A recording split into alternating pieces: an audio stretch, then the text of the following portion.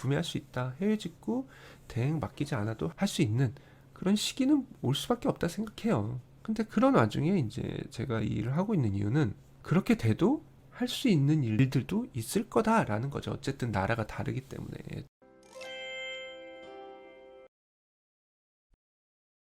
사업, 부업 혹은 용돈벌이를 하기 위해 해외 직구를 하시는 소비자분들을 대상으로 구매대행, 배송대행을 이용하시는 분들이 굉장히 많아요. 왜냐면 초기에 드는 비용이 없거든요. 해외 직구를 구매대행 해준다, 배송대행 해준다, 뭔가 대행을 해준다 라는 건 뭘 대신 해주냐, 해외에서 물건 사는 걸 해외에서 한국으로 배송 보내는 걸, 혹은 이 모든 걸 다 합한 걸 한국의 소비자가 자기는 못하겠으니 혹은 귀찮으니 방법을 모르니 불안하니 그걸 잘하는 사람한테 수수료를 주고 그 일을 자체를 맡기는 거예요. 판매자가 재고를 이따만큼 엄청 많이 쌓아놓고 그거를 이제 판매하는 그런 일이 아니고, 소비자가 원하는 해외 상품에 대해서 그때그때 돈을 받아서 그때그때 구매해서 그때그때 보내주는 거기 때문에 요청한 거 사서 수수료 받고 보내주고 끝나는 거예요. 재고랑 창고가 없으니까 관리비도 없고 인건비도 없고 그냥 그때그때 건 바이 건으로 돈을 버는 거예요. 그거 몇 번 해보면 이게 이제 10건이고 100건이 되면 괜찮겠다 라고 해가지고 본격적으로 하죠. 근데 이제 문제는 모든 일이 다 마찬가지지만 처음에는 어떻게 좀 이렇게 될 것 같으면서도 막상 제대로 해보면 생각처럼 안 된다는 거죠. 해외 직구도 마찬가지예요. 왜냐면 이러한 장점을 나만 아는 게 아니잖아요. 너도 알고 쟤도 알고 옆집에 사는 사람도 알고 다른 나라에 사는 사람도 알고 다른 동네에 사는 사람도 알아요. 좋은 걸 어떻게 나만 알겠어요. 그러다 보니까 경쟁이 발생할 수밖에 없는 거예요. 내가 재고를 드릴 필요도 없고 그렇게 많은 큰 일을 할 필요도 없이 할 수 있다라고 하면 다른 사람도 그렇게 할 수 있는 거예요. 그럼 결국 뭐냐, 내가 얼마나 나를 홍보를 잘하냐, 그리고 또 내가 얼마나 저렴하게 하냐, 혹은 이제 그 다음에 조금 이것도 중요한데 그 다음에 내가 얼마나 친절하게 하냐, 그래서 뭐 서비스 만족도가 크냐 뭐 그런 건데, 근데 아무리 친절해도 비싸면 일단 거래가 안 돼요. 물건만 제대로 온다라고 하면 좀 불친절해도 싼 대행업자를 이용해 사겠죠. 그러다 보니까 그렇게 통상적으로 누구나 할 수 있는 품목, 그런 방식으로는 좀 힘들어요. 그리고 저도 그런 거에는 소질이 없고, 저는 이제 경쟁 자체를 별로 좋아하지 않고, 누구는 그러겠어요. 누가 경쟁을 좋아하겠어요. 하지만 세상에 하는 것들이 모든 게 다 경쟁 투성이라. 근데 이제 그 경쟁을 해야지 뭐 위로 올라갈 수 있다, 돈을 벌 수 있다, 이렇게 맞죠? 그거 맞는데 어쨌든 그 경쟁을 하는 그 과정 동안에 뭐 시행착오도 있고 시간도 걸리잖아요. 그러니까 애초에 저는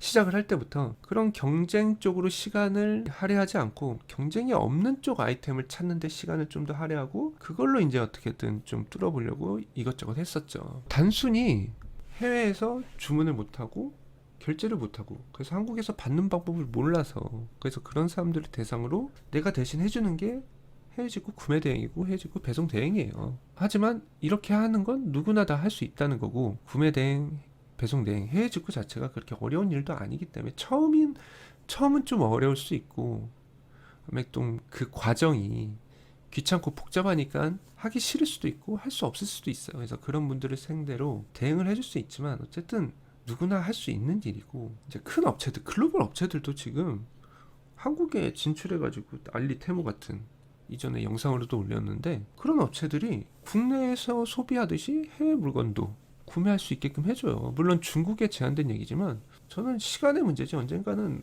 어떤 나라든 쉽게 결제할 수 있다, 구매할 수 있다, 해외 직구 대행 맡기지 않아도 할 수 있는 그런 시기는 올 수밖에 없다 생각해요. 근데 그런 와중에 이제 제가 이 일을 하고 있는 이유는 그렇게 돼도 할 수 있는 일들도 있을 거다라는 거죠. 어쨌든 나라가 다르기 때문에 전 세계가 하나의 나라로 통일이 되지 않는 한 뭔가 제한은 있을 수밖에 없고, 그런 과정에서 어쩔 수 없이 해외 직구, 구매 대행, 배송 대행을 맡길 수밖에 없는 일들은 있을 거다, 있을 수밖에 없다, 있을 수밖에 없는 그런 일들을, 그런 아이템들을 찾아서 대행을 하고 있어요. 대행 업무로 소비자에게 수수료를 받을 수 있는 이유부터 좀 생각을 해볼 필요가 있어요. 단순히 해외 직구 방법을 모르고 결제 방법을 모르고 주문 방법을 모르고 배송 방법을 모르는 사람들을 대상으로만 한다는 건 좀 너무 제한적이에요. 그리고 경쟁도 치열하고요. 그러니까 그런 것만 있는 건 아니라는 거죠. 내가 해외 직구를 대행해 줄 수 있는 이유는 단순히 그렇게 소비자 쪽에서 모르는, 어려워하는, 부담스러워하는, 귀찮아하는 그런 소비자들을 대상으로만 해서는 안 된다는 거죠. 그리고 그거 말고도 대응을 할 수 있는 여러 이유가 있다는 거죠. 가장 간단한 거, 일단 너무 당연한 얘기지만 지금 제가 말한 거, 소비자가 있지 않은 국가에서, 그러니까 한국에 있는 소비자가 한국이 아닌 국가에 있는 어떤 상품을 구매하고 싶어요. 근데 할 수가 없는 거죠. 정말 절대적으로 못할 수도 있지만 소비자가 방법을 모르는 걸 수도 있어요. 어떤 경우든 돈을 지불하는 사람은 그 돈을 지불하지 않으면 할 수 없으니까 지불하는 거잖아요. 지금 같은 경우는 해외 직구가 그렇게 되는 거죠. 해외에서 물건을 정말 너무너무 구매하고 싶은데 그 방법을 모르니까 그거를 할 수 있는 개인이나 업체한테 일을 맡기는 거죠. 그러면서 수수료를 대행업체는 받을 수 있는 거겠죠. 이게 가장 간단한 방법이에요. 그러다 보니까 경쟁도 치열해요. 대형업자 입장에서는.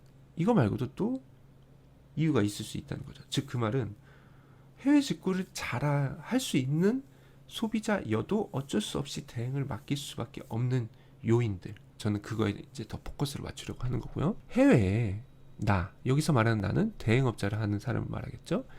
해외에 나만의 인적 네트워크나 물적 자산을 보유하고 있기 때문에 아무리 해외 직구를 잘하는 소비자라고 하더라도 국내에 있는 이상은 해외에 있는 사람만큼의 어떤 일처리를 할 수는 없어요.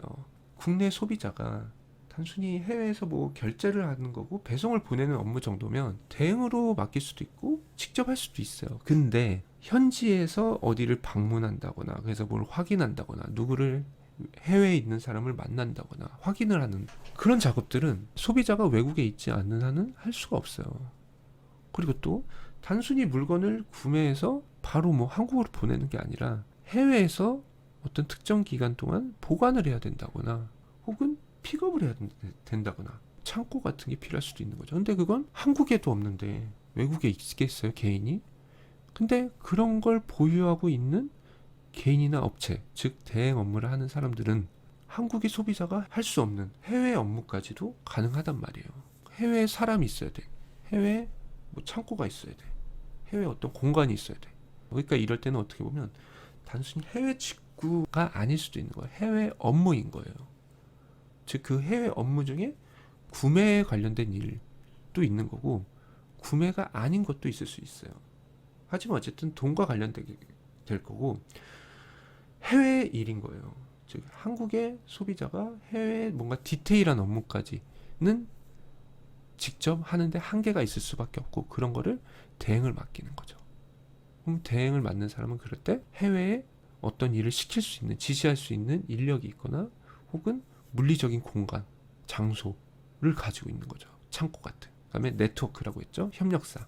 해외에 어떤 업체들을 섭외할 수도 있고 아는 업체가 있는 거예요. 그래서 그런 업체들을 통해 어떤 일을 진행할 수 있는 거죠. 그런 인프라, 네트워크, 자원을 해외에 가지고 있으면 그로 인해서 그 나라에 있지 않은 소비자들한테 대행 업무를 받을 수도 있게 되는 거죠. 그러면 당연히 그 업무를 처리하게 되면 수수료를 받는 거고요.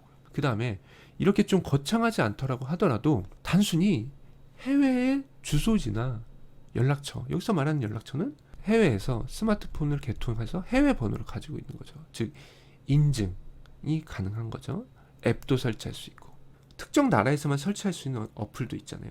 그런 게 가능한 상황인 거죠. 그다음에 해외 계좌, 우리나라에서 다른 나라 계좌를 개설하는 건 엄청 어렵습니다. 쉽지 않을 거예요. 안 되는 걸로 알고 있어요. 뭐 모르겠네요. 어쨌든 쉽진 않아요. 근데 내가 다른 나라의 국민이 아니라고 하더라도 유학을 가거나 혹은 장기 체류를 하면 이민 가면 당연한 거고요. 그 나라의 주소지를 당연히 가지고 있어야겠죠. 거주 문제는 해결해야 돼야 되니까. 그리고 당연히 핸드폰도 개통을 할 거고 계좌도 개설할 수 있을 거예요. 그러니까 바로 그냥 외국 간다고 뭐 집이 생기고 연락처가 생기고 계좌가 생기는 건 아니지만 중장기적으로 외국에서 생활을 할 수밖에 없는 사람들, 아까 말씀드렸듯이 유학이나 뭐 직장을 해외로 파견 갈 수도 있는 거죠. 그렇죠? 그러니까 그럴 때는 어떤 절차를 거쳐서 합법적으로 스마트폰도 개설할 수 있고 계좌를 보유할 수도 있는 거죠. 그러면 이로 인해서 나는 한국에 있는 소비자들이 할 수 없는 것들을 할 수 있게 돼요.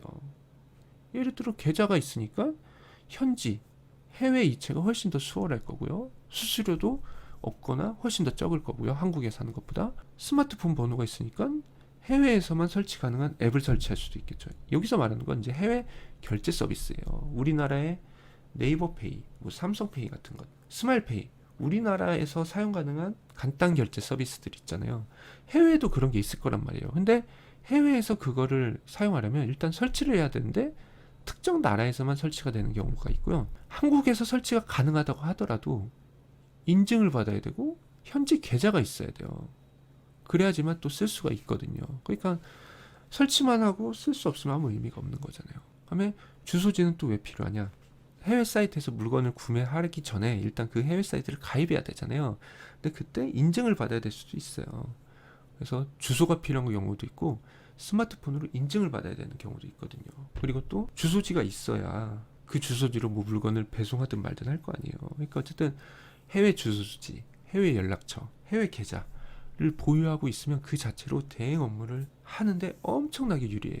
그래서 저도 오히려 이런 해외 인적 네트워크나 물적 자산, 뭐 인력, 해외 협력사, 해외 창고보다 해외 주소지, 해외 연락처, 해외 계좌 보유하는데 더 오랜 시간이 걸렸어요. 더 나중에 됐어요. 이 해외 연락처나 해외 계좌를 이용할 수 있게 된 상황이 더 나중이었어요. 해외 인력을 보유하거나 창고를 보유하는 것보다. 근데 진짜 이것만 가지고 있어도 의외로 쉽게 해외 업무를 대행으로 처리해주면서 수수료를 받을 수 있어요. 이거는 어떤 조건을 만족해야지만 할 수 있는 거고, 확실한 건 한국에 있는 소비자 입장에서는 할 수가 없거든요. 근데 이게 있어야만 할 수 있는 해외 업무들이 굉장히 많아요.